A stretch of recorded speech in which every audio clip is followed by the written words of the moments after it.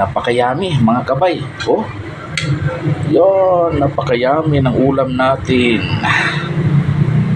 Yan, abangan ang ating video mga kabay hanggang dulo at paki-like and share na lang.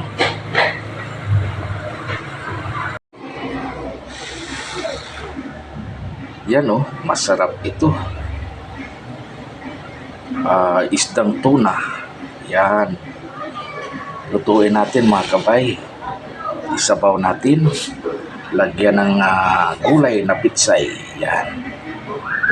Lagyan din natin ng kamatis. Napakasarap nito mga kabay. Yan, para masimulan ang pagluto sa ating ulam. Tinulang isdang tuna.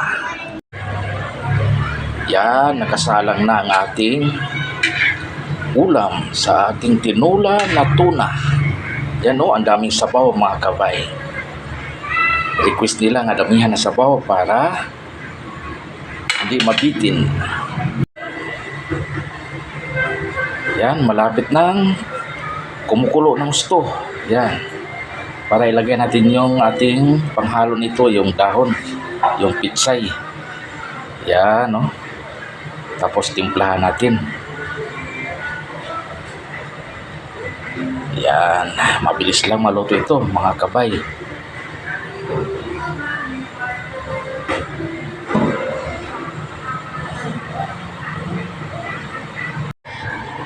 Yan, nilalagay na ang ating panghalo, yung dahon, yung pitsay mga kabay. At saka nakatimpla na din dito. Yan, mabilis lang maluto yung ating pitsay. Yan. Mga ilang minuto lang ito, pwede nating hainin mga kabay.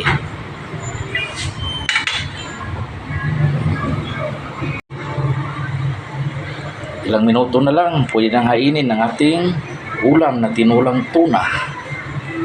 Yan. Mabilis lang maluto itong dahon, yung pitsay. Yan oh.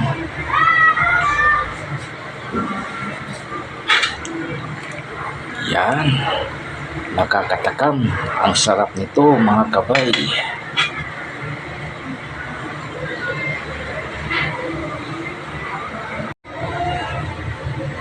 Yan, tapos na ang ating pagluto sa ating ulam na tinula. Yan oh. Ang sarap nito. Tinula nga isdang tuna. Yan. Ano pang hinihintay natin? Maghain tayo para makain na ang lahat. Yan. Sarap nito mga kabay.